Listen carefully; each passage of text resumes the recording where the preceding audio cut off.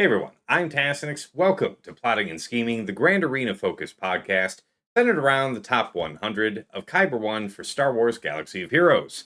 I am joined here by the full crew. We've got Dagger, TJ, Sasha, Aisha, and Fatal with us. Gentlemen, week 2 started off with a whimper for me. I had another Rhodium. Then I had a match with Herbert where after kind of botching one fight on attack, it was really tough.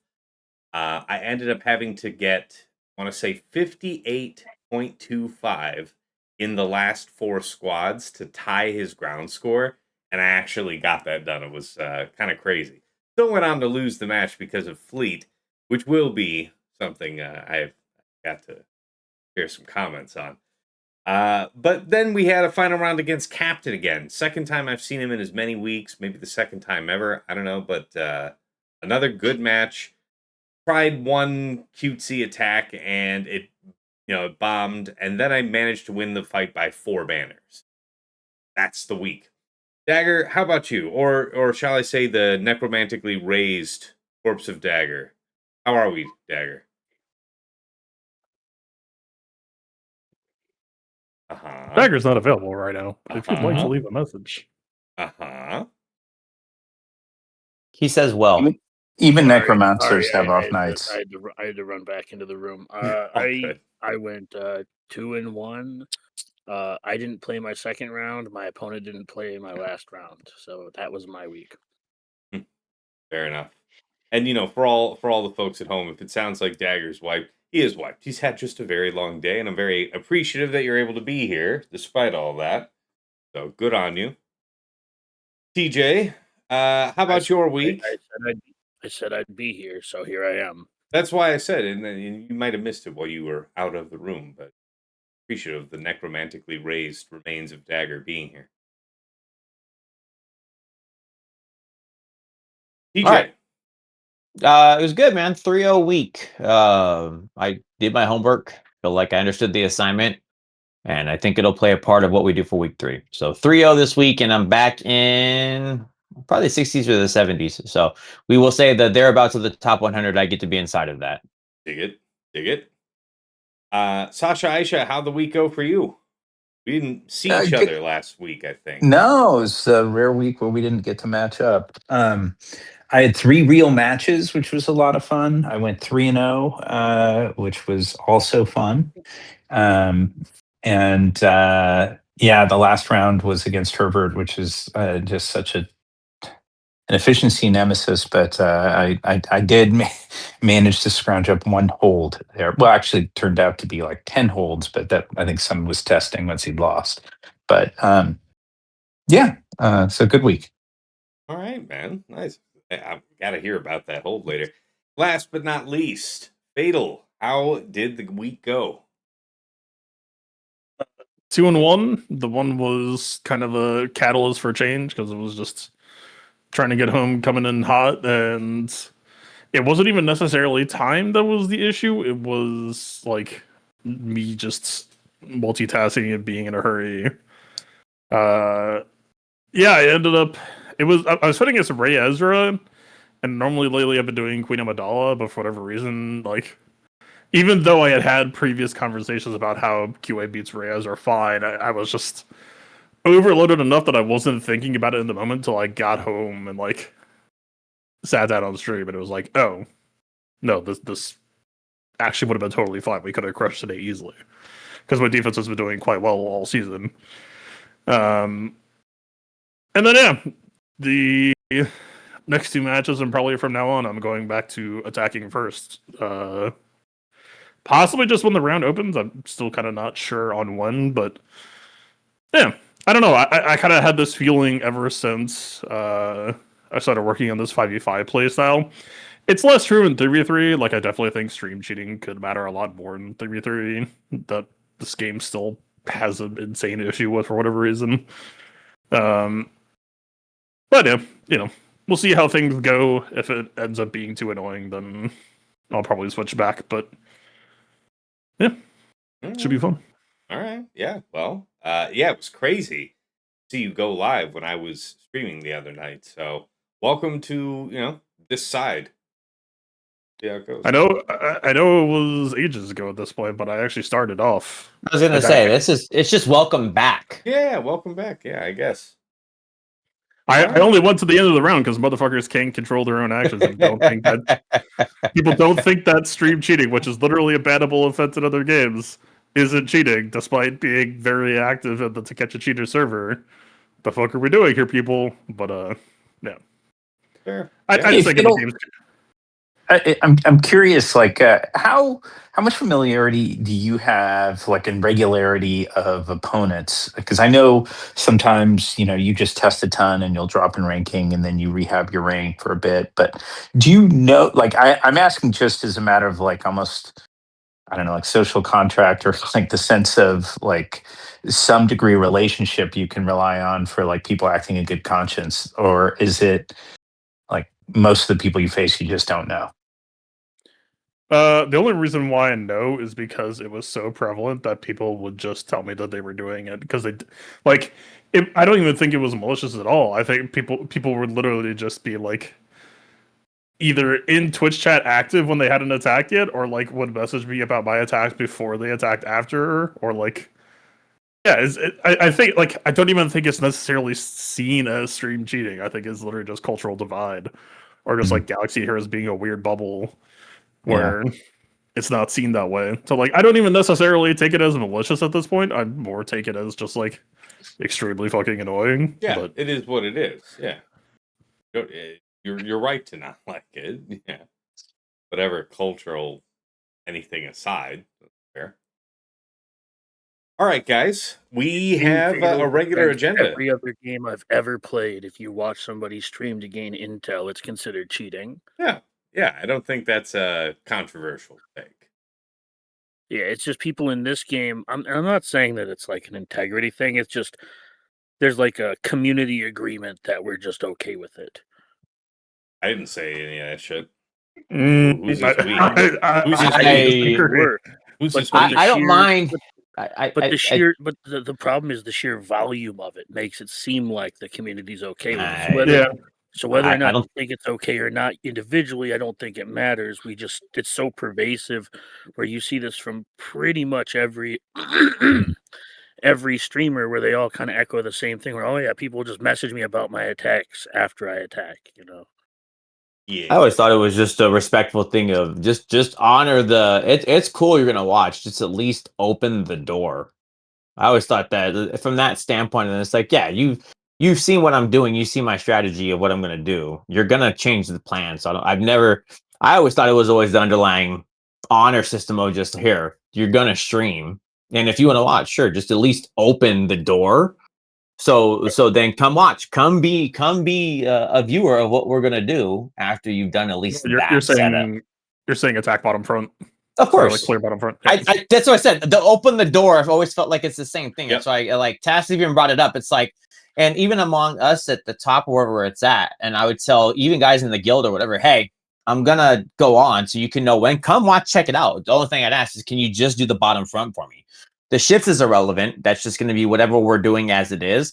But opening the bottom front feels like just an honorable setup of, yeah, you can see what I'm doing now. Who cares? I always just thought that was a minimum respect thing you could do for it. It is the Bushido of the board. Yeah, and then it's like, come watch all you want. I just don't. I mean, obviously, if you go like when you're saying, Fiddle, if I'm gonna start right at 2:00 or 2:00 my time, we can't do that. But like going at what time you're going at now, it's like, hey, I'm gonna attack at this time. Come check it out. But if you would do me the honor, please. Do it, and then they'll come and tell you, hey, I've seen them tell Task 2 or write it up. Hey, I can't be there, and I probably won't be able to hit till then. And then it's like, it's cool. I mean, yeah, absolutely. Just about everybody makes the effort if they know that that I'm streaming, or if I reach out to them, that they'll clear the bottom front, and if they can't, they're always forthright, and I am not expecting the people to live their lives around me. I mean, it's just a courtesy thing, right? So yeah. I never feel comfortable asking it because like I don't ask it explicitly. I just let people know that I'm going to go live at this time. And then it's just largely understood. And they'll say, like, yeah, good luck. I won't be able to attack before you go live. that'll be it. That's it. I'm kind of just bringing this side of it, Fatal, because it would be great to either have it set up again. It's the other person, the other side has to also agree or want to honor it. I know if I'm facing you, and I know I told you the same thing, Fatal. We set it up. It's like, yeah, dude, I will 100% make sure I open the door so that you can, one, tell your full strategy, and two, if I want to come check it out because I want to see what my defense is doing. That's just, I guess, my own personal, but also to what Dagger said, that's a personal preference. So I can't speak for like the ongoing standard. Sorry, long-winded thing. I know we took it off. Sorry about that. That's right. Just a complete hijacking. All right, this is my my plan. view on it is that I won't clear your front wall, but I also won't watch your stream. Yeah, like this is that's basically all it is. Is if you want to be there while it's live, I would like them ideally to open bottom front first. Yeah, or if you're inclined to watch VOD while the round is still active, yeah, same thing. Right. Yeah, that's it. Yeah. So yeah, no, we're all on the same side. There's a right and wrong way to handle etiquette, but you'd think most people would kind of intuitively get this. Anyway, let's jump in. Let's just jump in. Yeah, I know people were not raised right. That's fine. A lot of bridge trolls. All right. Segment 1, meta-analysis. First topic here, guys. Pirate King Hondo. I just wanted to briefly touch on, I've seen more evidence that some offense tacked in to Pirate King, and then, of course, generally offensive spotting on Brutus, or high offense on your OG Hondo in there. Whatever it is, I think that having a physical damage attacker alongside Hondo with an armor penetration cron and some offense tucked in their modding poses a significant threat to Slacker. I had to take an early ultimate. I managed to get up to 2 stacks of Slacker's ultimate before I was about, 40% health. And that was just after, let me think about this. I want to say it was Silvo or OG Hondo that I just immediately punked out, right? Just a complete non-participant in the battle. So it was Pirate King and Vayne. And the two of them, reasonably early enough in the fight, just smacked the shit out of Slacker down to about, say, 40% health. And I was like, yeah, we're not going to go for that third stack of charge. It won't be me that's dying this way. Are you using Dark Ray, or are you... I've done it both ways. I've done it with Hux. I've done it without. And with Dre, therefore. I feel like Dre more or less guarantees that you kind of can't die in the matchup just because they debuff so much and she bulks you up so much. Yeah, Dark Ray is definitely the better thing to do in this matchup. For what it's worth, though, it has more to do with who Hondo cools down from the beginning. Sure. I haven't noticed offense mattering a ton. I've definitely noticed when they have less offense, just because their Hondos don't hit as hard. But I haven't really noticed a meaningful difference in the way Hondo himself was modded. It has more to do with how the sides are modded. Agreed. Yeah, but fair. Hondo himself and his damage has been mostly a non-factor. And from when I'm watching people use Dre in this fight, it is actually so much cleaner than when you use like FO Special Forces plus Hux, because they like the debuffs bulk you because they remove your turn meter or whatever, and then you also get an extra heal. I don't know. I feel like Dagger? Yeah, I've gotten a 57 with Dagger, just to clarify, when you say use D-Ray, that's in Stim Special Forces, so it would be D-Ray and Hux is the second and third? I'm not sure. So against Baby Hondo, I want to say you want Hux, but I haven't looked into the data. I've been So I did. I can tell you this much. Normally, I have all Tuesday morning to kind of parse through the data for this show, but yeah, I'm coming in pretty blind for this week. Well, I can tell you this much. I definitely think you want Dre in this counter for week 3. I did it with Slacker, Dre, and FOSF. FOSF gets locked down by OG Hondo. That's how I know that's random. No rhyme or reason. So to be fair, could be. I mean, I think Slacker is an eligible target? Then yeah, he might be eligible, but it might whiff. But Dre is untargetable, right? So it's kind of there'd only be 2 real targets. Yeah. Yes, well, you can be cooldown pulled with your SLKR can be cooldown pulled. Let's say then that I had the most adverse outcome because if he did it to Slacker, so the fuck what? Nevertheless, I finished that fight out for 57. It didn't feel that bad. I'm just making the point of saying that with with a bit of offense tacked into the modding and an armor penetration, a good chunk of it. I'm talking what I've seen. I don't know what the critical number is to make it start being very scary to Slacker earlier in the fight, but something approaching about 200% feels around that number because I fought like one that was 177 and one that was about 200, and those two in particular stood out. I just don't. I've seen a couple dozen fights so far, and the fights that get dicey are when they cooldown increase SOKs, so you don't get to stun both sides, and then the sides are modded for a bunch of damage. Other than that, I haven't seen like Hondo's. Like I said, Hondo's modding himself hasn't seemed to matter at all. It's the sides, and the sides modding only matters if they cooldown increase SOK. Yeah, and when I say that I've seen some offense tacked in, I'm still saying within the confines of a speed set. Let's say like plus 2,000 physical damage, Okay, and we enough. can argue how much that actually matters. But I am telling you, the slap that I got from a basic from him and from Vayne was enough to put Slacker doubled over. And I was like, you're saying from who is him? Who is him in the reference to what you're saying? You're not talking about Pirate King, right? You're talking about the side. I'm talking about Pirate King and Vayne basically punking my Slacker. Yeah. What is Pirate King? He also didn't have Dre in that fight to stack his survivability. Right, but Pirate King has nothing to do with armor pen, so I don't understand the context. Why do you say that? He's a physical damage deal. Hondo only has 100 base pen. If you give him a 300% pen cron, he will still have less than all right. So then I'm just assuming that because the cron itself on the enemy's crown was high. That's why I'm agreeing with Dagger. It was Vayne though. Like, you see what I'm saying? Like if you're not really building either one to be stacking mastery, they also stack a bunch of mastery too. So they hit hard. Like 2.5 minutes in, they hit pretty hard. You're adding the damage is correct. I'm not saying that, Tess. But I agree with Dagger though, who's really pushing what's going on, because yes, Pirate King's gonna do things, but it really is the additional side of what you're gonna have.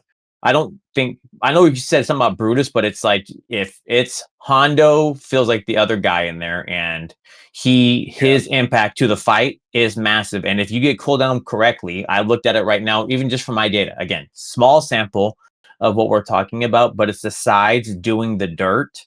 And then yes, leaving Pirate King alone, he ramps so strong that eventually what he does to your team is just decimated. But that's his ramp from the mastery gains. Yeah, also, but I'm not talking about a problem of a long-term fight. I'm talking like inside the first 2 minutes, Slacker was doubled over. Yeah, that's not good. Look, we all agree that the armor pen thing isn't really a meaningfully scaling thing on Hondo. Yeah. And that if you wanted to do that, you would put offense or crit damage on the Kron, and that would scale more appropriately against SOK. But you can go watch my stream today of I think it was Hondo, Smee, and Silvo. That would be scary. And Smee just smacked the shit out of you saying armor pen then? The only reason I'm saying armor pen is the question because OG Hondo special damage.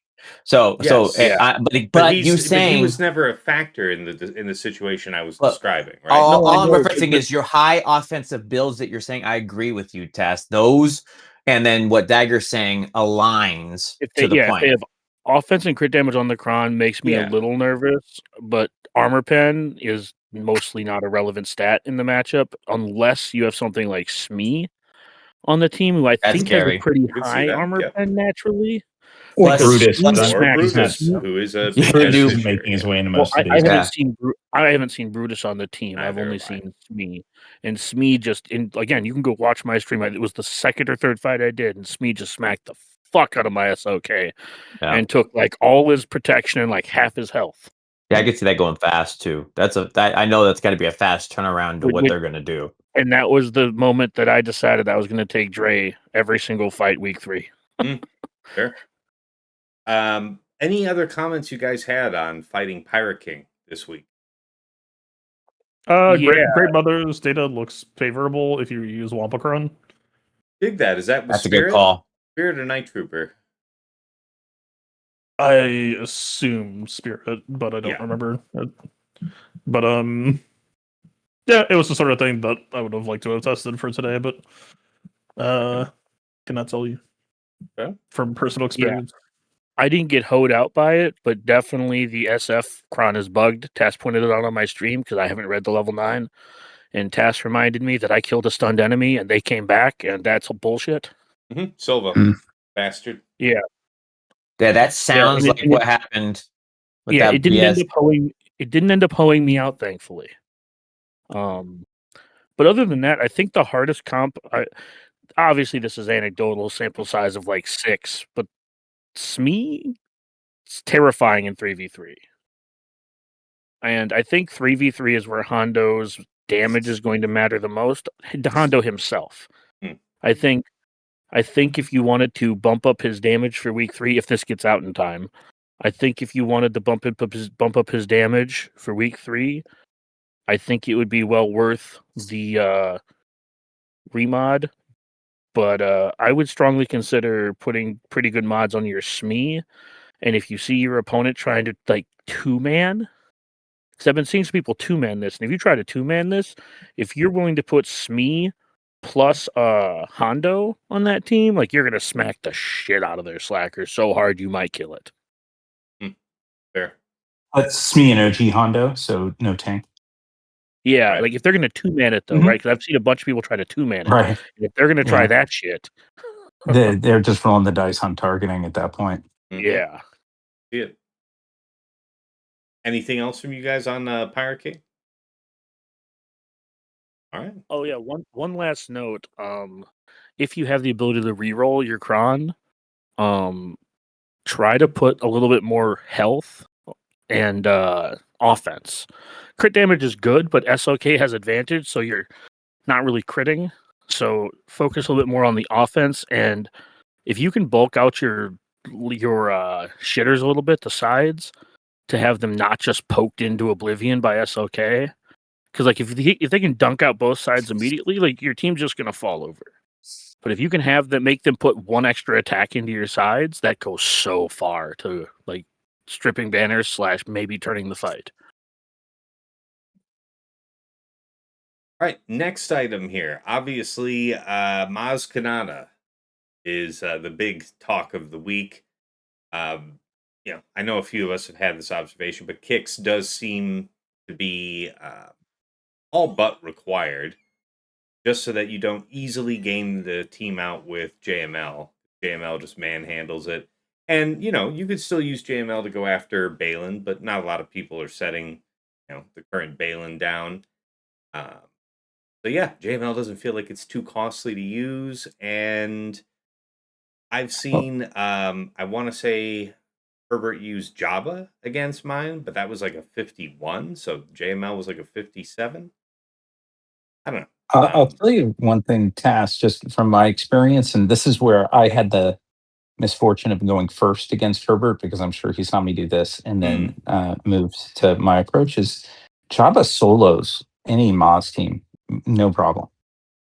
It's just, you just go in and auto basic and then, set a timer for, 70 seconds. And then when that goes off, hit alt and then do it again.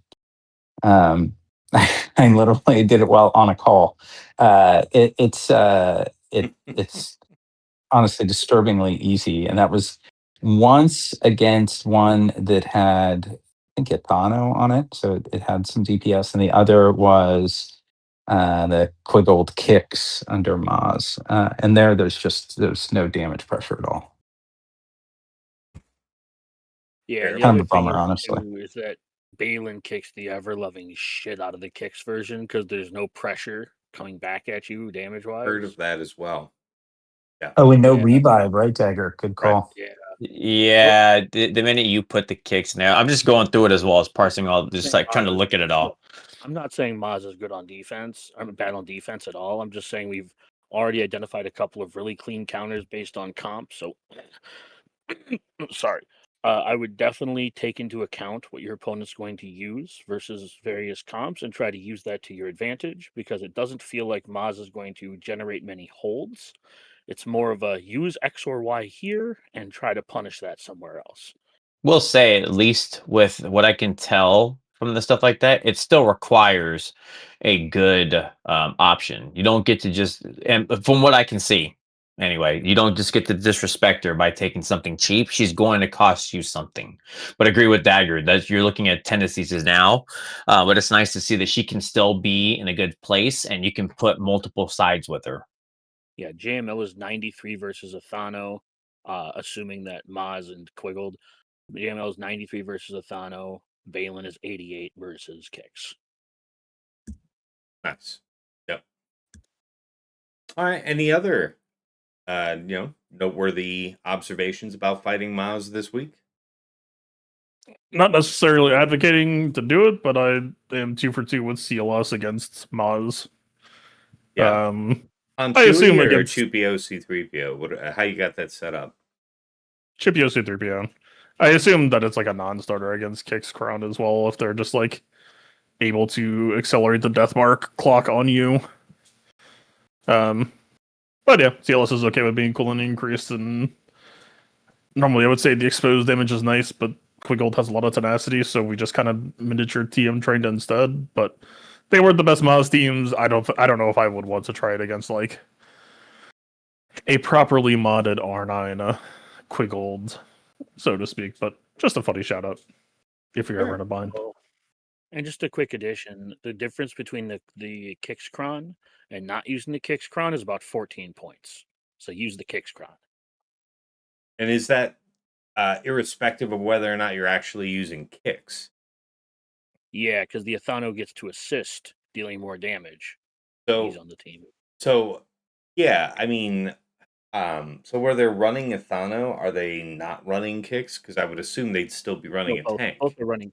I'm talking about both are running kick. No, okay, so you're running Maz and Quiggled, and then you're running either Athano or kicks. Yes. Okay. And yes. If you're not, got and it. if you're not using the kicks cron, you're giving up 12 points and 14 points respectively. Oh. Clear. I've actually been liking the current DC set, so I'm not disagreeing with the addition of adding in the additional hits, but it's that level 6 with even the basic. So I know Dagger's called it a couple of times. That basic, adding in the crit damage up and the offense up, putting Smee with her, and then having that happen, Hondo being there as well. There's just multiple ways to play with the food on the new DC set. It has great options to add in there. Yeah, I know you had a few things you wanted to say about Maz here this week. I just like where she's at. She gets to do things, including kill LV. So it's cool to see that it's dropping enough. I've watched Arnold do it. And obviously this is DC related. I would say you're adding that in there. But going under the protection to kill a GL is a pretty great use where you don't have to go and do something funky. So she has good punch up value and she can go into a lot of places. And especially if there's anything Sith related, that is just an awesome use of being able to do it. So I've been really high up on her. She's just got a lot of places she can be, defense or offense. Mm-hmm. And Quiggled is a fucking monster. I know Fatal talked about it, and I know it's a dude. Quiggled is such like I had it like all right. I don't have many Relic 9s, but he already got my Relic 9. I love the team in general. I'm generally high on this team. The way they did Athano, he is just so strong to just wreck you. And then having Quiggled, that dude's stuff is ridiculous, and just continuing to steal a taunt, and so it goes right back. It's the just damage he can do later in a fight is also disgusting. It's disgusting. It's just so good. I know Fatal was high up on it, but I didn't know how happy I was going to be with her. She's just such a great addition to the setup of them, and they just equally feel strong with her. So even if you're not high up on the Pirate King stuff, man, Athano with Quiggled and all them, the team is just really good. Yeah, like I said, I think the big thing is because of the protection. I know there's requirements to be able to go kill Lord Vader. It's not just go and kill it, but if you're taking the right stuff in there, it's supposed to be pretty reliable. Again, Insights isn't really giving what me that right stuff is to make Maz take on Lord Vader. I know Hondo obviously is a good one there, but Quiggled Thano seemed to be okay as well. So I'm just trying to parse it out. May have to come after, but I think there's specifics to it as well. Yeah. I'm sure the level 6 being in there. And again, I want to say, again, this goes back to Dagger when I talked to him about it. The basics. He's been high up on it, and I also think that feel like that can have merit, but it wouldn't hurt being able to do the dark side as well. Okay. The dark side Pyrocron, you mean? No, the dark side bulk, because 2 of them are going to be dark side, right? You're not doing it without some kind of damage to the team hitting under, and then being able to apply the death mark. So you definitely want Athano has to be one, or Hondo, because you need that damage dealer. Not sure on the Smee part, because remember you're also doing an AOE with Athano, and then just the sticky of Quiggle. You just can't kill that guy.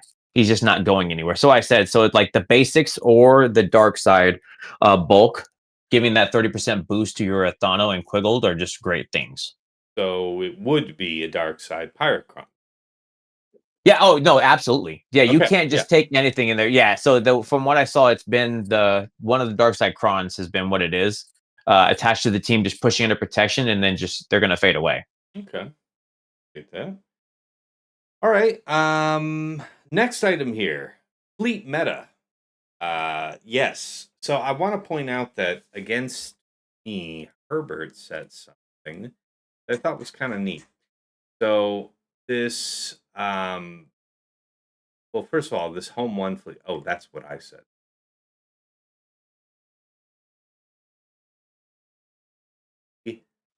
That this home 1 fleet. Now obviously Profundity was still able to take it on for 77, but I've also seen 77 if you do this with the standard Rebel fleet. So I'm not really sure what this is meant to endanger. But I thought it was noteworthy. Anyway, Leviathan on defense, I kind of agree with, because I like the feeling of having Profundity and Executor for offense. I scored at least 176 with Executor, and so, I feel like with practice, I'll be able to get strong results and not just leave it there for people like Herbert to just gobble up for 77. So Leviathan is feeling like it's a good thing on defense right now. And then, it's anybody's guess about what 2 lower tier fleets you would probably put here. What do you guys think about the current state of fleet strategy? I mean, you can approach it from defense or from offense, but I'm thinking like defense is kind of the problem, right? When you say 76 with exact against what? Something that they set, like this home 1 fleet, for example. I think I 76'd. Gotcha. Okay. Let me see. I think it was the very next one. I have to get. Where you at? 74. Okay. And it was a negotiator, so earlier. But yeah. I'm not really I mean, my take hasn't changed. Executor continues to be ass cheeks on offense, so they can 77 on defense all the fuck they want. I continue winning fleet by 3 to 5 banners per round. So until further notice, I will be posting triple attacker, home 1, and Empire. It does feel like Empire and home 1, if nothing else, because yes, you can beat it with Prof, right? But whatever the third fleet is there, you're now going to eat banners. Rebels on defense feel like a good setup to either you're going to profit, and you can prof anything right now. That's going without here nor there. But if you don't do the prof on the Rebels, you're almost guaranteed. Don't set bigs in defense or reinforcement. It happened to Hero, and I know it's confirmed. If you put bigs in your reinforcement, it will call bigs over your B-wing. And then you just lost all of your goodness that you're trying to do. So there you go. If you don't know that, know that. Yeah, people should have bigs up front, you would think. No, you cannot, because you can try to put more things in to do more damage. So you could right. So but Hero tried that. But if you're gonna do that and you put bigs in your reinforcement, be aware It'll have a higher calling, and it will call that as your initial ship. And then that removes all of the things you're trying to do. If, to Dagger's point, you can go ahead and prof that, but then what are you doing against the Executor? And if you're doing Levi, that's fine. But I really feel strongly that the Empire has still merit to be there. And then your home one, because even if you do the setup, the home one is still going to eat your banners. And I know Fatal had to talk about of like he's done with it on offense, and I think it's fun, but in this meta right now, those two feel like your strongest piles. And then we can just talk about the third, I guess. It's a fun fleet to play, but I mean, I have my lived experience multiple times now already in just a handful of attempts. Like you even if we're talking about the non-top 3 fleets, or even if we are, like, it's easy to not think about it at the time because a lot of usual counters avoid this, but there is a fuck ton of RNG in fleets when it comes to stuff like evasion, where like, yeah, okay, I'm fighting Malevolence with a Spy Star, that's like 35% evasion. I'm fighting Ray Falcon, that's like 70% evasion. Like, and I have lost multiple times with Home 1 already, just on the sheer back of getting evasion high rolled, or like trying Home 1 against exec, and when you call in B-Wing, they all get evasion up. And like, yeah, that also, like, I almost won that battle, but I didn't. I lost it. I lost it pretty much immediately. And so, like, do you really want to? Do you need to take that risk? We'll start with: do you need to take that risk? And then, despite being a fun fleet, do you want to take that risk? I don't know what. Even on the efficiency player, it's gonna rip banners from people. It's literally there to do it. So even Dagger saying I can't be fucked with it knows that if he has the home 1 fleet in there, it's going to rip something from you. Either that's where your prof goes, and then I'm gonna rip you banners with the Executor. No, well, yeah, because it basically boils down to this, right? You either set Executor on defense, or you don't use it at all, because it's worse on offense than all the other options you have for banners. So make them use prof there, and then make them put up good banners versus your Rebels and your home 1 and your Tarkin. That's my goal so far. But like, fleet is more about parity. I don't need to win on fleet. In fact, I would rather fleet be a draw. I'd rather average 75, 76 and have you average 75, 76, and then, because I'd rather beat you on the ground. You know what I don't want to do? Lose to you in fucking fleet. You know how you lose to somebody in fucking fleet? You take Executor on fucking offense.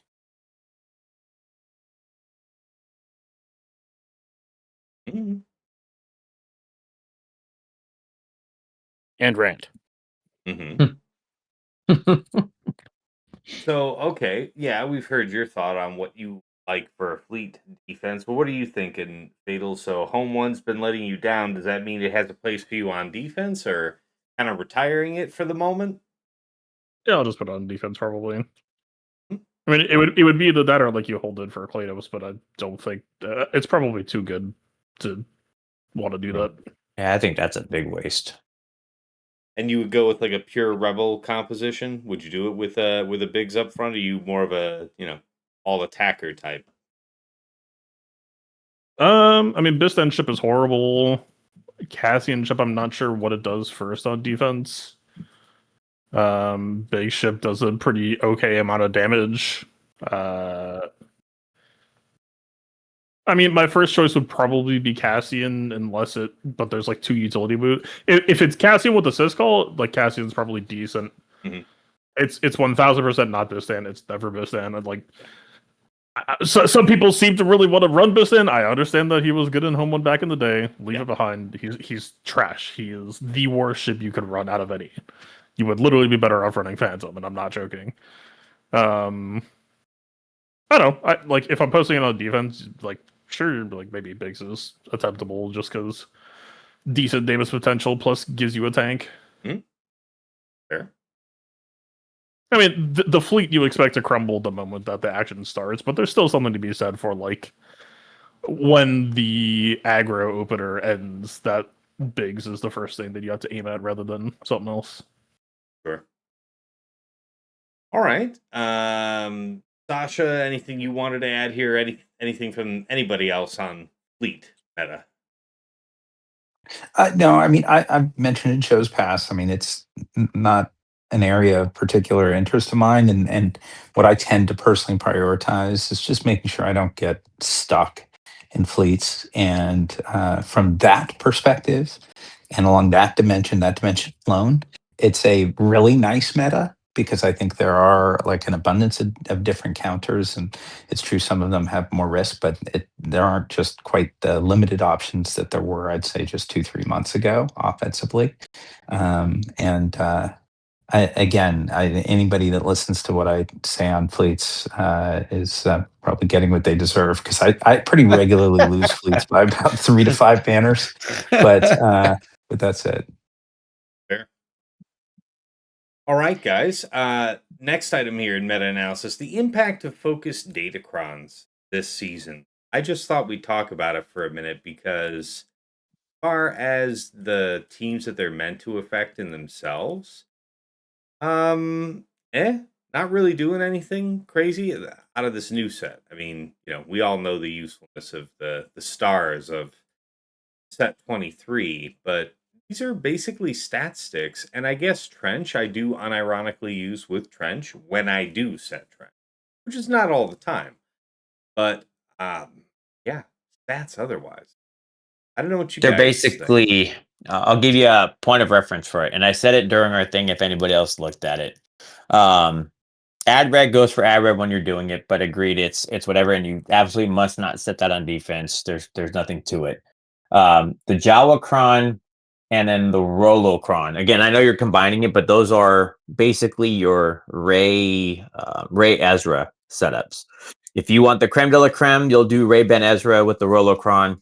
That we talked about it, that basically mitigates down to you have this option and then it drastically drops, especially if you have our neck of the woods with the Relic 9 Ezra, Jawacron, which is great if you want to do that, would be the second best setup. And then if we're talking about, that's really it. The Jawacron has a great place because it has good stats, but it feels like it's just Ray Ben Ezra for something, or it has some higher callings if you want to use it. I think I saw it with like a C Bane, but it is 100% a stat stick thing. Well, I can say not got a couple really good uses out of Jawacron. I'm glad you mentioned it. I got a hold having it on Queen and a hold having it on Saw with Krex and Luthen. That did stop a Wampa. Yeah, no, I agree. The Jawacron has been certainly the standout of the four for flexibility. I will say I think people are drastically underrating Radiscron. I think Radiscron is like the only good FTC of the set. It's been doing well for me on defense, and not necessarily saying that hold wise, but just the data on bleed that he's putting out is also really respectable. Are you saying with Radis? Yeah, dude, you show me where you're not dying to Phoenix Fatal, like OG Phoenix with Krex. I mean, show me somebody who's not posting Krex with their Saw. Yeah, that's kind of where I'm at right now. So, okay. For whatever reason, Saw Krex is resurgent on defense right now. I'm not saying it should be, but I'll give you the one that San Holo posted on me, and if you're willing to do it, this is way up your alley. Putting your Drogon as your third on Saw with Rolo is one thing that I talked about that I faced that was phenomenal at just being a monster. That if you pulled the right things, it was eating up stuff. I know I faced it and was trying things against it. Took the Balin, and if you can't get to the point where you're killing that team, that Drogon just deletes, it melts your teams. It was a really good alternative to doing that, and something I hadn't seen and was not prepared for how strong it was going to be. I've got Lay on defense, and I use BKM Rolo versus Lord Vader, so it's not really in the budget. He did. So what's cool is, and I like the shift, and it did pull banners. He did Leia, Veteran Smuggler, and R2. And yes, you're going to be able to see that, and you can do other things to it. But it's still going to pull banners, which was a great split, and something someone might not expect. So just calling it out there that it was doing it, but having Adrad die to Standard Phoenix again. I know you're not seeing it. I know you're setting heavier than that, but that was, and even then, Tass watched me play the fight, and when I played it, he's like, "Oh, make sure you go do this." Like, yeah, I know. You have to make sure you're understanding the kill order, and from there, it just goes away. Yeah, I believe that Radis could be good on defense. I've just been having a lot of luck with it on offense because it beats so much. One of the problems. What's been your target, Dagger? What have you hit? Riva. Then it's just such a flexible, like any B team just kills it.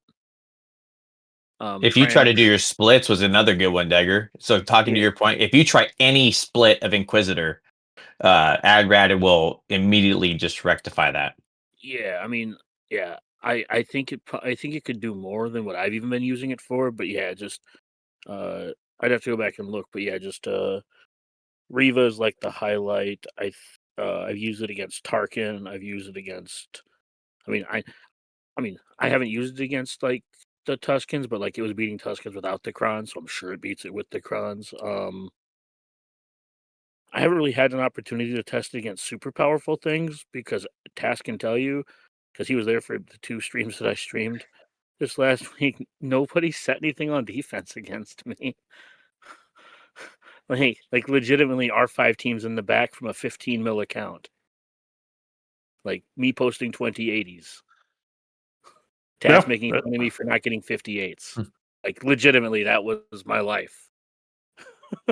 So yes, there was a much trash being talked about cheese. It's like, okay, that's fine. I mean, surely you can 57.1 plus the entire squad board. Then if it's all that unimpressive.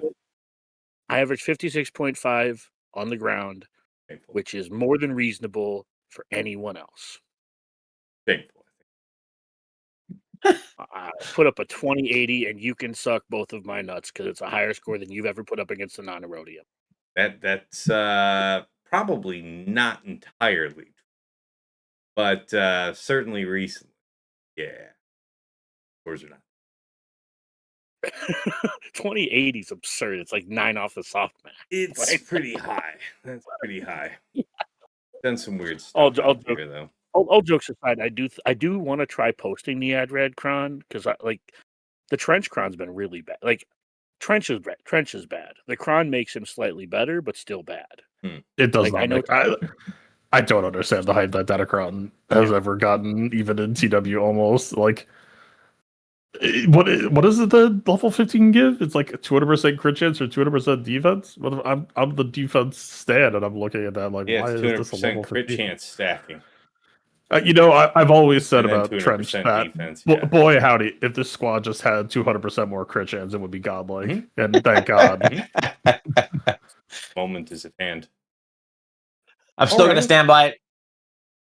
I will still stand on that hill, and that's okay if I'm by myself. I still think you can still post Trench. It still requires something to respect, so it can still be on my board as one of the 15. In your defense, TJ, it's still better than Tarkin and Tuskens. And in my opinion, and we can go and ground on this, it's better than Adrad. Sorry. 0 chance that's true. Literally fucking go if you're telling me. No, it's okay. You can just be wrong. No, fuck you. You're wrong. If you can beat it with fucking Phoenix and Krex, the minute I can take fucking, I don't care. You're wrong. No, you're just no, dude. Fight nice now, children. Look, 0 chance. No, dude. If it dies to Phoenix Krex, prove it. Not you specifically, but I'm not you specifically. I am telling my opponents, prove it against my Radis. Oh, by all means, please, dude. Yeah. No, please, go see him and do this. And you know what, TJ? They won't because their Krex is on defense with their Saw. True. Then that can also be what it is. But I'm just telling you that I'm sorry. We'll just agree to disagree. But you can't tell me this is good to post and then say, okay. And you can be wrong, Dagger. Just like you told me, you can be wrong. You guys are fucking crazy. Surrounded. All right.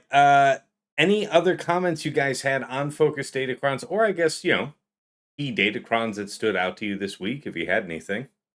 I do want to call out. I do I don't know if we looked at it. I really do like the Kixcron, even if you don't put it with Maz, as another good. It's again a stat stick. I hate to say it, but it does have a light side, dark side metric in there as well.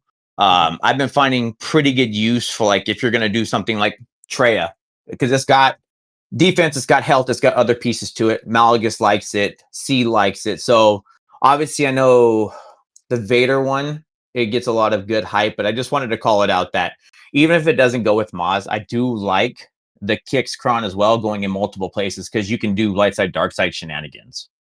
Sure. All right. If there's nothing else from you guys, that wraps up my prepared items for meta analysis. Anything else you guys wanted to cover before we move into best attack and defense? Yeah, Queen's really good on defense. Queen's really good on defense. Yeah, I mean, I did it with Jawa Kron this week. Jawa Kron, Rolo Kron, Sure, weakest gets 30 meter Kron, lock protection up level Kron. 3, high crit chance. Yeah, just it's just good on defense. I like the general state of the meta for the defense. If you're willing to go out and post things, it feels pretty all right. It feels good with the Ray Ezras if you want to, depending on how heavy you want to go. If you sorry, go ahead. Sorry. No, you're good. No, I like to hear it. I was kind of walking in, but if you're willing to take a risk or put things out there, even for, I'll call it a mid-range player who wants to do it. No, I'm not going to go to the level of Fatal or something else, but just you can place some good things if you want to mix it up and just, like I said, doing your homework and looking at things. I feel like it goes a long way. And if you want to post heavier and take a couple risks here and there, they're high risk, high reward. I feel like that's where we're at right now. This is not a serious screenshot, but that cannot be real life. I suspect they probably just had not read the data. But they were like hammering away at AdRad. Yeah, honestly, what you need to do is you need to go filter AdRad with the level with the focus Datacron with minimum R8 on defense, and watch it hold to like everything but Phoenix. Like it's a bloodbath, man. I just checked it. Like, I mean, TJ's right. It's like 98% with Phoenix, but like, have fucking fun with other stuff.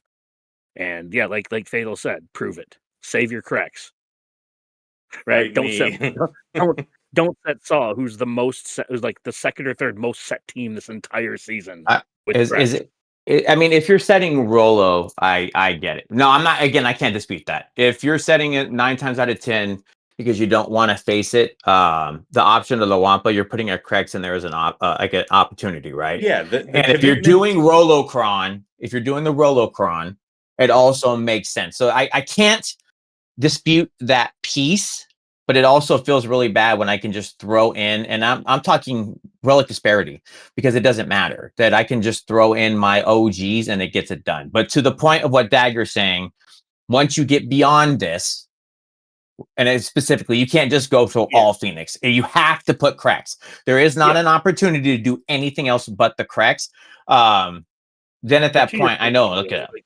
You're right about Phoenix beating it. I'm just saying that's for like 99% of players, that's just Christmas land. And I would say Fatal's right. Prove it. I disagree so vehemently with you. It's because they just won't have it, so it doesn't. All right. So here's where I know you're right, and here's where I know Fatal is right, because people want what's easy, and what's easy is not going to look at additional information. So to begrudgingly agree beyond that point, they're not going to go and look at what you can do. They're not going to go try a Drogon, because I never even thought of that. And I'm like, man, this is a Fatal's alley of doing that split. But again, how many people are really doing that? And you're right. It's easy. It's just easy. It's just the time of what it is. It's not a fuck you, you're wrong. It's everybody else's lazy, so you're wrong. Now that, sir, I stand by your statement. Also, Fatal saying, don't set the Ray level 9. I stand by Fatal's statement. So what am I supposed to do? I can't dispute facts. I remember this. I actually went back and I rolled another resistance stun level 6 because I found myself wanting a third one. I love your resistance level 6, dude. So just to be fair to your statement. I've been finding so much use for that. Just yes, sticking random I was watching I forget who it was in your patron chat. I think it was Shake. He just took like BB-8 with the stun resistance cron and just sat there and stun locked the shit out of somebody the as he just watching tore somebody apart for no reason. the watching the ability to resistance stun lock Ezra with Dagger was so much fun to watch. As you don't get to play, no, the Ray-Ban. yes, and I wonder. I don't know if Fatal could do anything with it, but it's just like thinking of like Zoe or something else. It's like you don't get to play. No, you're out. Leia with R2, like Yeah, with between the Drogon stun on basic and R2's like 2 specials. Yeah. Against Rey Ezra or Ahsoka Ezra just doesn't take a fucking turn. Yeah. That That's true. was definitely, and it's like Rain Mirror. So like the thing I talked about the Rolocron, I know SLKR beats it, but the other one that really does well is the Rain Mirror. And I know Dagger, you brought it up during one of your streams too, and why you were keeping her so strongly on offense is that one of the only other pieces that really does kill that Supercron is just the Rain Mirror. She just has the merit. Yeah, Rey Ezra with Jawakron. Just take your Ray Ben Cow. Ezra takes no turns. Move on with life. Mm-hmm. Fair. Wherever Ezra is, you can take Leia with a stun level 6 or Rey with a stun level 6, and the fight's over. Yep. See. I don't know if you could do that, Fatal. I know you're probably not going to face it, to be honest, Fatal. I know you've been one of the big proponents of going back to the old school. And I doubt you might even see that on defense, but I don't know do you think there would be a world where you could go your old school setup and go kill that with the Rolocron? That which I don't know if can die, because the data didn't look promising when I looked at it for anything but basically SLKR or the Ray Mirror. Not that you'll probably get to fight it. I'm not sure. Old school what? You're just doing EP Marjay Starkiller, old school. Just the standard go kill them. Oh, Rolocron, right? Yeah. Oh yeah. Fuck, that's easy. See, that's what I want to see, because it's like, again, the data does not agree with you, but again, I'm not calling you the data. Look, man, we've been through plenty of metas in the past where Ray had a respectable looking stack run and Darkseid also had buffs, and it turned out Darkseid buffs is a pretty good thing to have. Oh yeah. So I would like to see it. There are pretty damn good reasons for why I'm afraid of Ray with plain old Starkiller right now. Stats is not, well, no, it's not stats. I'm not gonna say what it is because I don't want to fucking. I don't want to give it away. I would just, like I said, I would love to see it, man. If anybody gets, please also go see Fatal with that motherfucker of setting that so I can watch this, because I am all ears on that one. All right. Ray can block Starkiller Classico extremely easily. Is what I'll say. Appreciate it. Let's move in to best attack and defense of the week, guys. For me, I mean, a good lesson learned was with the Raycron here on attack versus Lord Vader. I just used way too many ults. A couple of them were helpful for quickly taking out Oppo, but then we really languished going after CX2. And I could have had probably another 2 whirlwinds to have made use of. And then it may still have been some type of race here on Lord Vader. I don't know. But the interesting thing was, at a certain point, CX2 here having about half health, having healing immunity, went on and soaked another 2 whirlwinds. I want to say, like, just solid. And when I say I want to say, I'm wanting to say it's not 3. So I'm going to be conservative and say 2. And it shouldn't be 2. But then again, this crown was built out for extraordinary survivability, right? Talking 90% survivability and a bulk level 3 besides. So I was very glad I did not opt for BKM going into that. As far as a defense, well, against Herbert, defenses are rare. But yes, the Queen with the Jawas did hold tonight, sisters. Really happy to see that. He actually, I guess, timed out here. Yeah. Round 3, I noticed that Captain used Maz, OG Hondo, and Quiggold to dust Lord Vader in about 2 minutes. And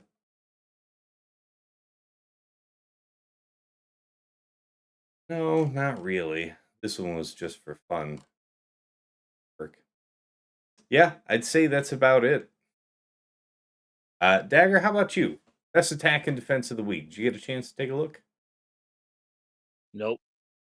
All right. Anything tickle your memory?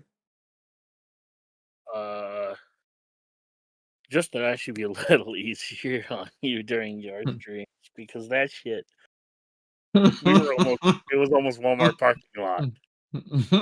I got several DMs remarking about my saint-like patience.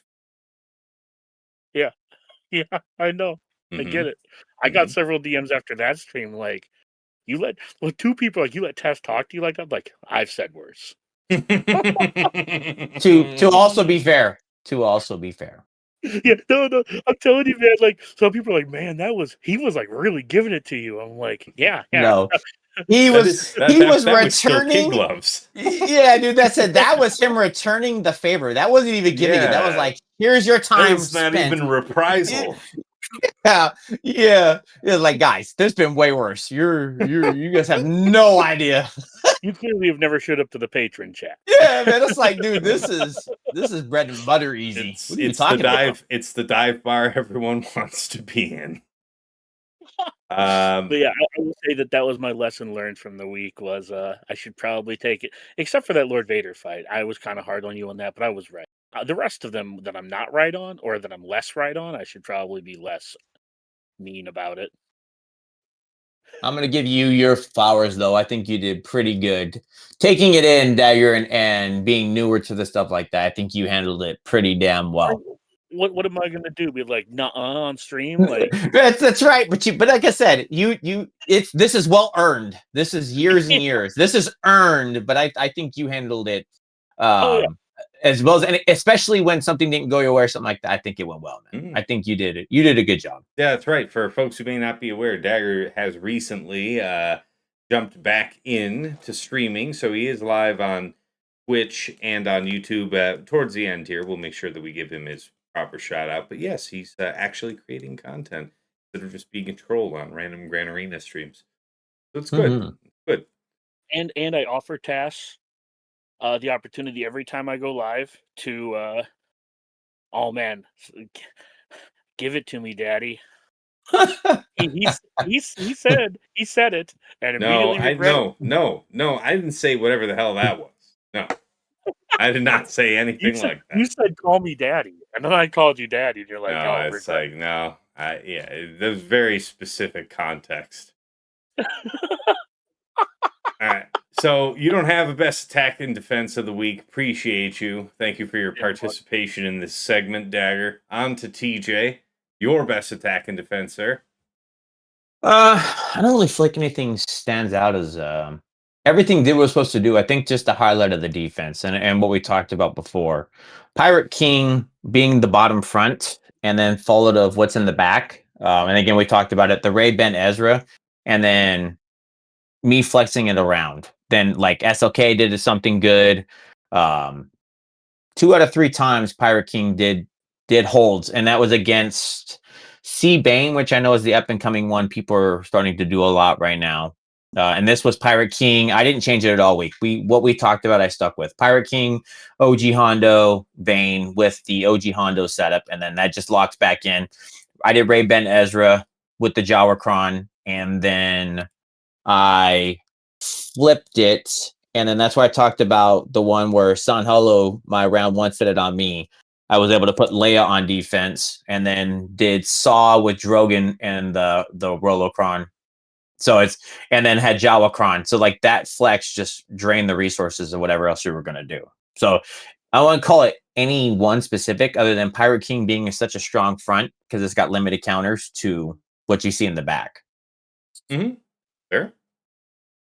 All right. Sounds good. On to you, Sasha. Your favorite attack and defense of the week. Where you want to go? Sure. Yeah. Attack. I know we talked about it earlier, but The Jabba solo trivializing Maz was a nice option. Again, I think in bigger picture, it's unfortunate. I kind of wish it wasn't the case, but that was an impactful attack for me that I repeated a couple of times after messing with JML the first time. Then I was still just finding decent use for Gungans, and I came into the week, and honestly, kind of came into this season with the Gungan Crons having dusted, having Gungans out of my like top of mind offensive rotation, but they're still so versatile and valuable. So it was just generally kind of a nice reminder on that front. And from a defensive, I guess one other thing I'll add was I got nice use out of like another sort of team I hadn't used in a while, which was DTMG, Moff Gideon, and Scout, and that worked on a couple of things, including on an Afra BT1 SM33 squad with Sorticron that I was staring at thinking like, gosh, this seems to have limited options, at least relative to what I had available, but DTMG worked nicely there. So I was pleased with that option I went with. On the defensive side, I'll tell you, like one of the things that sometimes it's like that 15th defense that you slot in that can make a difference. And in my last round, that was the case, and it was one that was an afterthought for me all week, but that I just liked the possibility as a bottom front squad. And it was this 3 attacker pirate thing of like Ithano lead, Hondo with the Hondo Cron, and Nest. And it took out Atreya Nihilus Savage squad from Herbert with a pretty decent cron. Yeah. And it's just it's one of those like you just get a puncher's chance in on it. And so I was pretty pleased with that. Earlier in the week in other matches, like with Baby Yoda, I think it was, nothing really creative, but it was like my great mothers made a difference. I kept setting that with the Night Trooper Cron, and that was pretty useful. Yeah, that could hold in a couple of different ones. So yeah, those were the ones that were noteworthy from my week. Take that. Appreciate it. All right, Fatal. On to you. Your favorite attacks and defense. I don't know that I really have any contained fights that I would point to as like on a personal level, but more so I could just like put out some stuff that just seems like broadly worth exploring. Malgus soloing Zori seems like a neat thing to be doing. It looks like Tarkin can possibly 2-man full banner against Tuskens for 58. Or at least I saw like 1 or 2 matches of that in Insight that I might try to spruce up my Tarkin for this week and see if I could try it. I'm kind of trying to slip more towards the 5v5 approach within the V3. Again, margins are a lot smaller. It's a lot harder to do here than in 5v5, but yeah, just looking for places to chase banners. I don't really have anything to talk about on defense because my opponents just quit the moment they know they lose. I don't know. Some stuff, I guess. Yeah. Folks are still generally going pretty light on you, so as soon as they have a drop, they probably correctly feel they're doomed. All right. Let's circle back around then to takeaways and final thoughts. So 2 full weeks now into this meta. A few tune-ups here from this one. Going into week 3, stuff that have been reliably setting that are on the weaker end of my defenses are getting rotated out. There will be some element of surprise. I've prepared another couple of Datacrons this week. I tuned up a Ben solo cron just because I hadn't lucked into one at this point. and just re-rolling the stats on my various Pyrocrons, trying to focus them out. Just kind of letting them go where they want to, in the sense of, all right, this one's going to be more of just a bulk one. This one's going to have some offense on it and crit damage. So, and then I do have at least one with a sizable amount of armor penetration, and we'll fill all those out. But yeah, I like the idea. This is something I didn't make a lot of use of in week 2. So I am thinking about that 3-way pirate split to Sasha's point. With the meta still being, having many opponents going fairly light on defense. Yeah, going the distance and getting a third extra team, forcing a choice out of them, is probably better value against that type of person than even up to a GL. All right. I'd say anything else for me. Yeah, just hope and pray that I don't have like double erodium or something going into this week. It's not something that's like getting me down. It's just something I'm bored of. Like, I'm really very happy that we have the opportunity to cover stuff like your stream, TJ, or whenever I can cover a patrons something, because that really would flatten me out if I really just couldn't engage with the game that often. All right, enough for me on that. Dagger, over to you. Takeaways and final thoughts. What rays of sunshine, what last rays of sunshine do you have to beam onto the folks at home?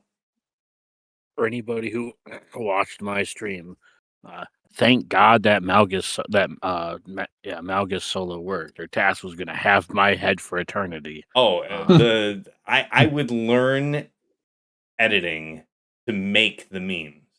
I would do it by my own hand.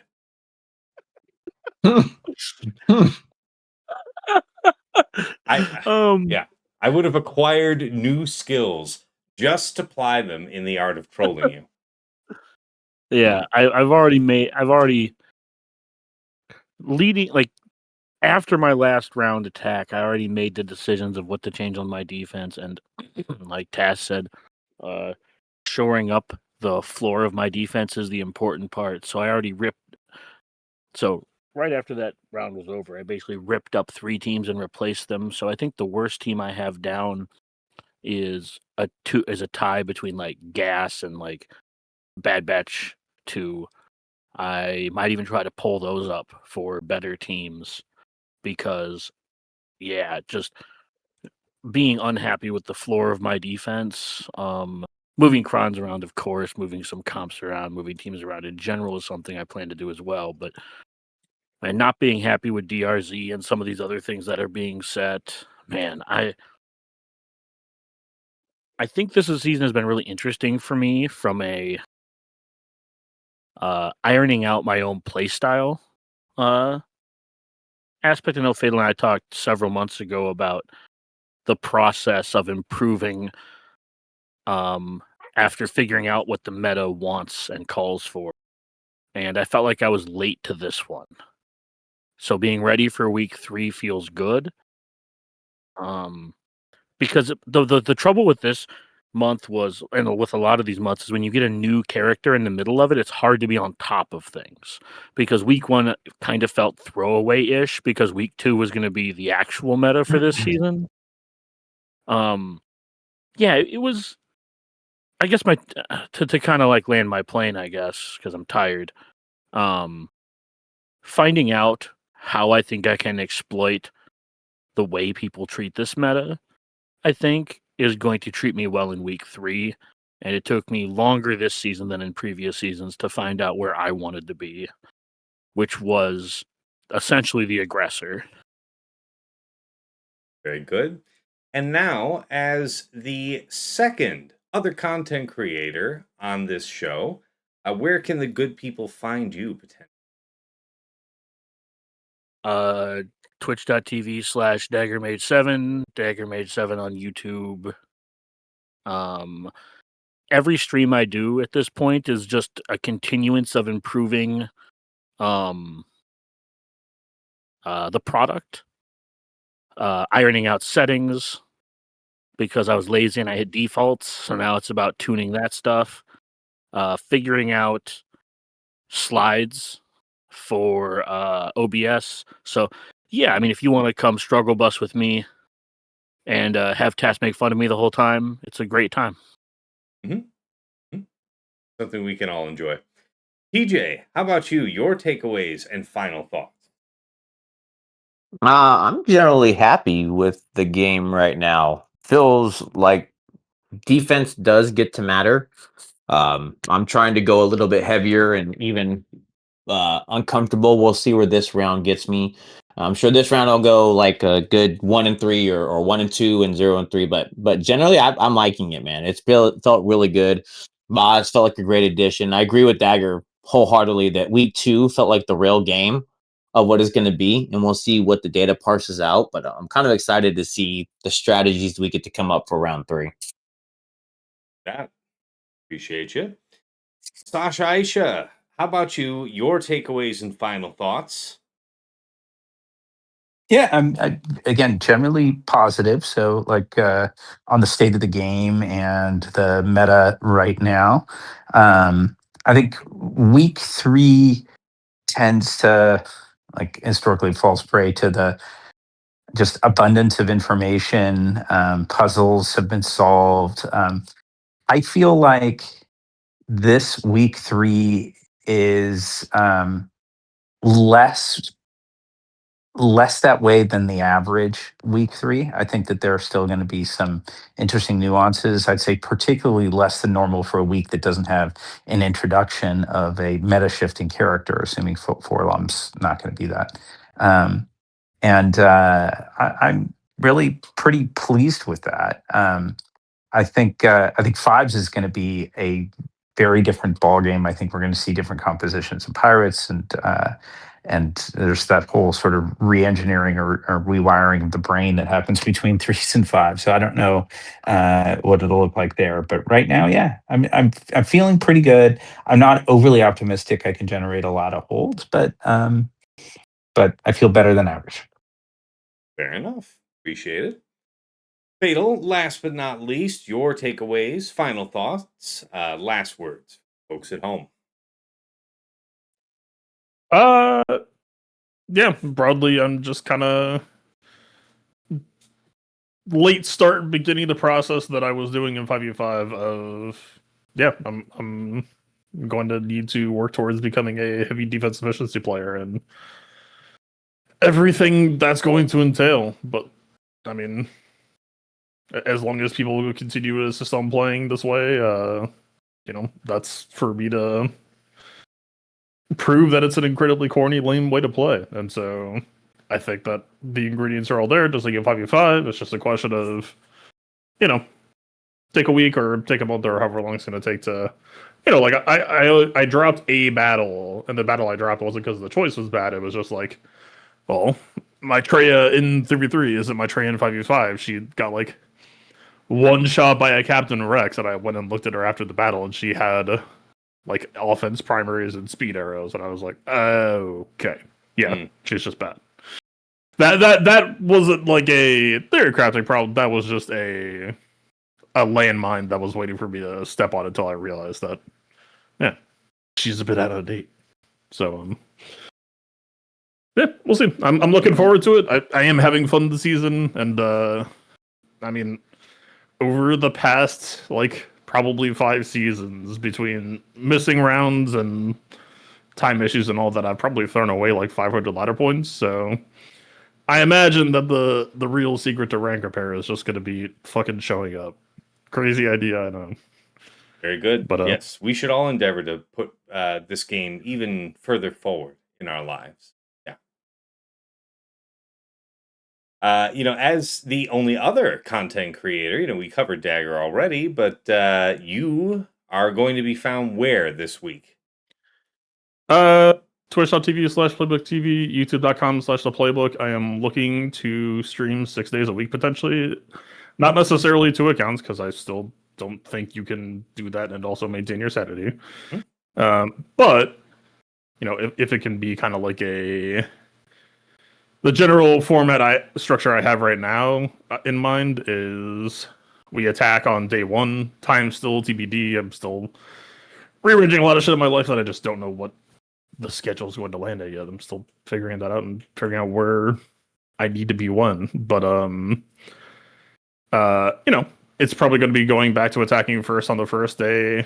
I'm just not going to say it's time. I will announce when the likely future times are going to be.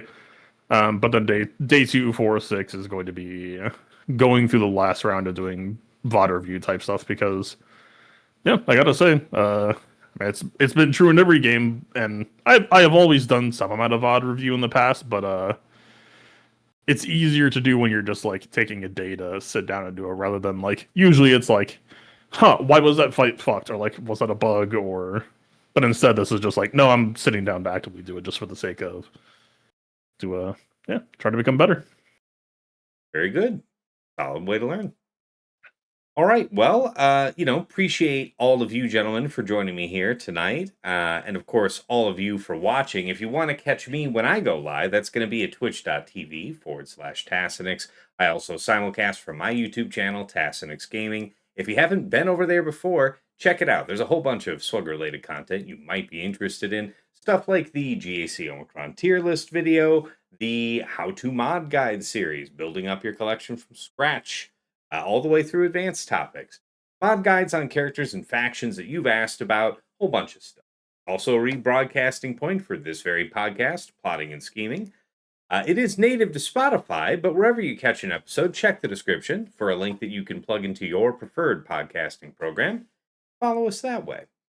Aside from that, anything that you like over there on my YouTube, please do hit like if you enjoyed it. Hit subscribe if you want to see more from the channel. That support means a lot, guys. Thank you so much for continuing to grow the channel, really. And aside from that, if you want to go above and beyond the Call of Duty to support stream, support the channel, I do have a Cash App that is $Tassinix. I have a PayPal that is tassinix@gmail.com. And if you'd like to get enhanced Grand Arena scouting power for yourself, early access to my content, including Plotting and Scheming, and some other benefits besides, you may be interested in checking out my Patreon, patreon.com/Tassinix. For any upwardly mobile Grand Arena player, there is something there of interest for you. At $5 a month, you enter the Task House at VIP access level, where you get early access to the Plotting and Scheming show.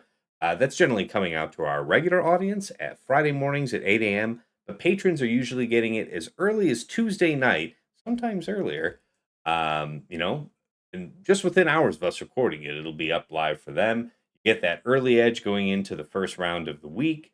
And in addition to that, we've got a dedicated text and voice chat on Discord where I'm usually lurking. Hop on in and say hi. We have a good time there with the patrons. Lots of shop getting talked in there. So thank you so much to Andrew, Banja, Boba Iza, Deadpool Cal 28, JJ's Productions, Joe4527, Miasmo, Ross, Raise Malvis, Sam Vimes, Sheepdog 47, Squed, Stark Strategy Gamer, Sweens 14, and White Wolf. Moving on up to the $10 a month tier is VIP Access Plus, where you get a bundled Patreon access to me and to your choice of either OmegaBot or Hot Utils Patreon. OmegaBot's that tool I highlight at the start of all my Grand Arena streams with those graphs giving you a sense of your opponent's offensive and defensive tendencies. Anybody can use that tool for free to scout their opponent's last week of Grand Arena history, but only patrons can build out a custom report with any number of weeks, get a downloadable HTML version of the report with links that you can click, going right back into swugga.gg or Insight, whichever you prefer to use. Alternatively, you might spring for the Hot Utils Patreon, aka Chili subscription, which is your number one tool for mass mob management and loadout creation. Nothing else lets you switch so easily between your Grand Arena, TW, TB, and Raid mods. You can use it like TJ and Fatal do with the automation feature to comprehensively remod your roster. You can help out your guild in TW, slice through hundreds of mods in seconds. Whole bunch of good stuff baked into that tool. No wrong way to go at VIP Access Plus. Thank you so much to Aussie Mike, Darth Salea, Esh Sotnikam, JJ's dad.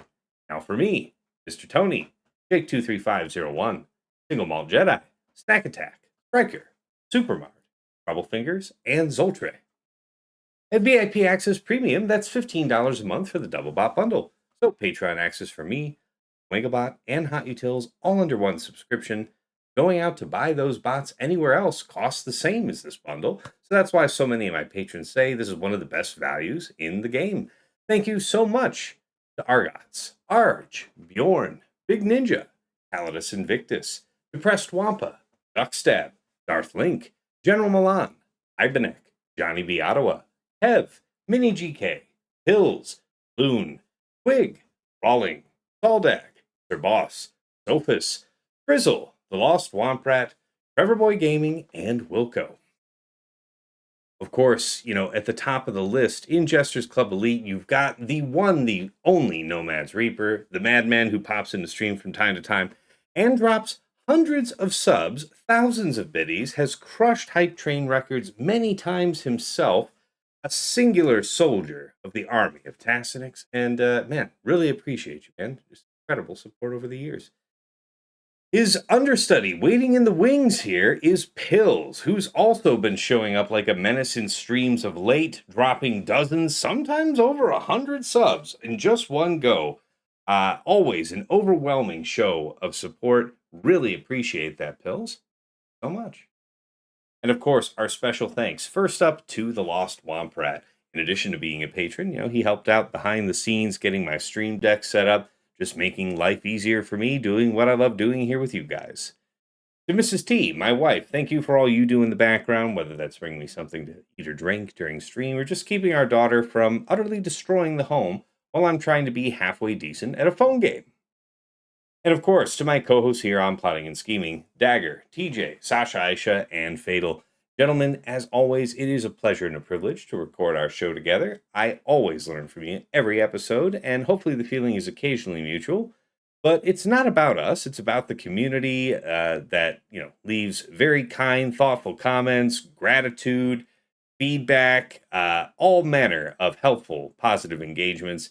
And they're here to hear what you guys have to say every week. So appreciate you guys clearing your schedules despite the demands of work and family to make this show work. Wouldn't change a thing. All right. Heading back over to the main scene. It is truly late. I am tired, but I am ready for this new week. And looking forward to seeing you guys on the streams here in the days to come. Until next time, it's been real. It's been awesome. Real awesome.